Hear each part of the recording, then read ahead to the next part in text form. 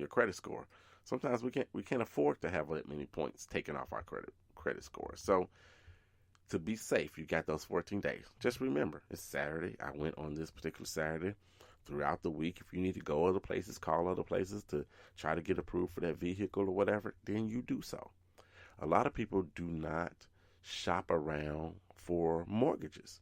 They just simply don't shop around for their mortgage. When they find a place that has approved them, the mortgage guy is relatively responsible or responsive to them, then they pretty much stick with where they are.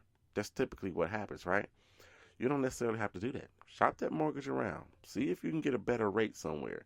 Tell them to send you some information about what fees they charge you. All that stuff makes a difference for you. And the bottom line for you, it makes a difference. So make sure you do that. You can do so and do it within 14 and do it within 14 days. Do that within 14 days and you won't have to worry about those additional points coming off your credit report. So that's what I'm going to suggest for you guys to do. Again, 14 days, that's when you need to do it. Now, that doesn't mean go and apply for your mortgage. You go apply for your mortgage, and then within this 14 days, I'm going to go apply for a car as well, and that all counts. No, that's not how it works either. That's not how it works. Those are two separate individual things. It allows you to do so for an auto, and it allows you to do so for a mortgage. Not in tandem, not together at all. So you can't think that I won't get dinged for my car ones at all because I already applied for a mortgage. That's not how it works. Just like I said, people have went and applied for a car, and it's like, oh man, I'm within my 14-day window. Let me go apply for a credit card. That's not how it works. They're not the same thing. Not the same thing at all. Each and every time you apply for a credit card, you get dinged. If you apply for 14 credit cards, you're going to get dinged 14 different times. It's not necessarily the case, like I just told you, for an auto or a mortgage, and an auto and a mortgage only. They don't cross section each other at all. Mortgages only dealing with the mortgage portion, auto only dealing with the auto. If you go apply for auto first on today, you go apply for auto, you're going to get dinged that 5, 10, 20, whatever points it is. Tomorrow, you apply for a mortgage, you're going to get dinged again, that 5, 10, 20 points, whatever it is. You understand? You're going to get those points out.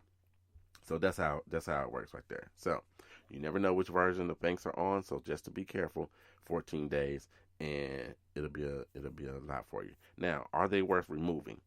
Are inquiries typically worth removing? I say no. I can't stand dealing with inquiries. They're not worth removing, in my opinion. One, like I said, it doesn't count against you anymore after 12 months.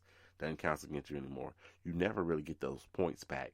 If you were to go apply for 18 credit cards, then it might be worth sending out some requests to remove that from your credit report. However, credit companies are only supposed to remove stuff that are in error, not just because you don't like it. They're only supposed to remove things for in error. So if you said, yep, you can pull my credit to give me, a credit card, I'm applying for something, then technically it's supposed to stay on there anyway. So, but you can send a dispute through the credit bureaus, TransUnion, Equifax, Experian, whichever one the place used to pull a credit report on you. You can send that dispute and ask them to have it removed from your credit report. Absolutely. Are you going to get the 2, 3, 5 points back? Most likely not.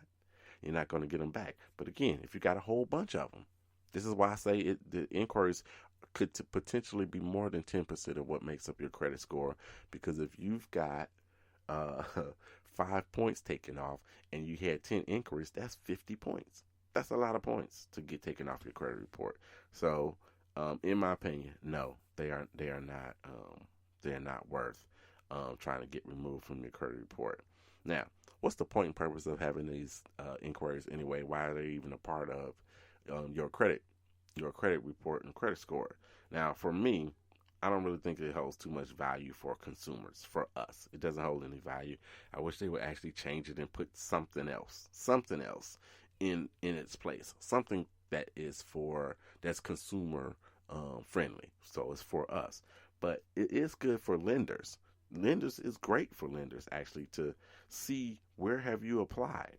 So they get to see where you have applied and what the activity is. Because you can go to 5 to 6 banks same day if you want to and apply for credit. And let's say you got a decent score and you can be approved. You go ahead and you get approved at all these places, but bank number 6 would have no idea that you've been approved and you got $5,000 from 5 other banks. That impacts your debt to income ratio, which means, can you pay this money back? Things of that nature. So it's great. It's great for lenders. They get to look back and see.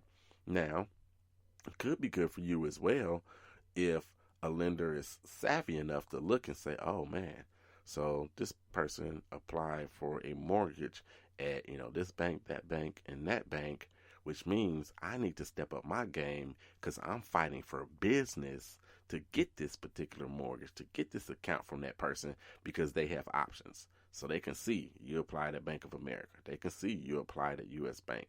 They can see that you looked at it with a mortgage company, and now here you come to them. They can see that. They know your application is being worked somewhere.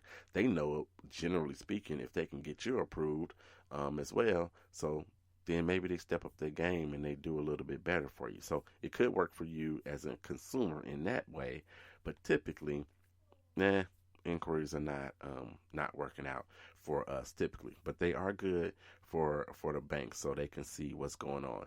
And also it's great for them for collection activity, frankly. So if you have an account, you haven't paid on it, or you skip payments and they're looking for you, they haven't been able to find you, they'll pull a credit report on you and look and see, do you have any new accounts? Who have you applied to recently? So if they happen to pull a credit report on you, they're looking for you, and you apply to a place, whether you were approved or denied, that means you have an application on file somewhere. So they'll pick up the phone, they'll call that place and say, hey, did so-and-so and so-and-so apply for credit with you? They say, sure, they did apply for credit with us. Were they approved? You may or may not have been approved. Could you tell me what their information is? We've been looking for them. Here's what they gave us. They work at this place. They live at this place. Here's their telephone number. Here's their work number. Here's how long they've been at this place. So it works good for lenders, this particular pillar of credit. It works good for lenders. Now, where can it help you? It can help you if you think that you're a victim of fraud. So if you think that you're a victim of fraud, when you pull your credit, you need to get it, www.annualcreditreport.com. You can get it every week from there for free until April of 2021. Every week if you want to. And then, of course, you've got your Credit Karmas, your Credit Sesames, and all the other Identity IQ, all the other places you have where you can get your credit report. You look at your inquiries. If you think you've been if you got a funny email from somebody, some bank you don't have an account with or whatever it is, or you know that something's going on, you lost your information, you lost your driver's license and hedge Social Security, whatever, then you pull your credit report, go to your inquiries. It's great to look at your accounts, right? It's great to look at your accounts to see if you have any new accounts there. However, oftentimes accounts don't show up as fast as inquiries. The inquiries show up fast and faster. The accounts could show up in a month, 2 months, 3 months. I think I told the story that I sold my home, bought a new home, and I don't think that mortgage showed up on my credit report for 4 months. So that's a delay that people be getting away or ruining your credit because they haven't made a payment, right? So go to your inquiries. It's going to show you who has been looking at your credit. And they're just showing and again, whether they're denied or approved, it's going to show you who's been looking at your credit. So go there for your peace of mind. You go there and you take a look at the inquiries. And again, you'll have the same information. You'll know who it was. They'll give you the information about who it was. I mean, which company they applied to. It'll give you the information for that company. What's their name? What's that company's address? Might even give you the phone number. You can call them and ask, hey, what's going on with this? I have not been in your place. I don't even know who you are. Somebody applied for credit in my name. do you have any information to help me out? Maybe that person actually went and got like an ID in your name. So it's their face, but your name. Maybe they can send that over to you. So it's going to work out for you in that regard. But other than that, inquiries, as far as I'm concerned, are not the best thing that we have. But it's something that we have to deal with. It's something that we can't really manipulate in your favor to help you get a better credit score. But it's important nonetheless. Important enough to do 40 minutes on a Saturday. So thank you guys for listening to the 800 Credit Score Men Show. Come back next week.